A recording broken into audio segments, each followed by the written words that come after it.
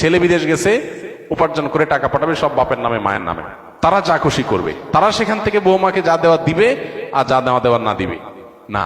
এভাবে আসলে ইসলাম মা বাবাকে এতটা অধিকার দেয় না যে সম্পদ সারা জীবন যা কামাই করবে সব বাপ মা যা ইচ্ছা তা করবে, জি না, এই সুযোগটা নেই।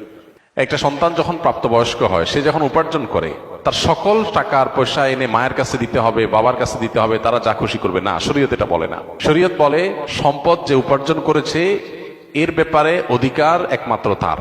হ্যাঁ, উপার্জিত সম্পদ থেকে মার চলার জন্য, মার বেঁচে থাকার জন্য, সুস্থতার জন্য, চিকিৎসার জন্য যেটা প্রয়োজন সন্তান হিসাবে সাধ্য অনুযায়ী, মায়ের নিজের না থাকলে বা দেওয়ার মতো ব্যবস্থা না থাকলে অবশ্যই সন্তানকে সেটা বহন করতে হবে।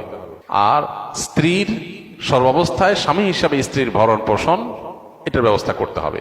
এর বাইরে উদ্বৃত্ত টাকা সেটা ছেলে কি মাকে উপহার হিসাবে অতিরিক্ত দিবে, না স্ত্রীকে দিবে, না কাকে কত দিবে, নাকি আদৌ কাউকে না দিয়ে নিজের অ্যাকাউন্টে রাখবে, এটা একান্ত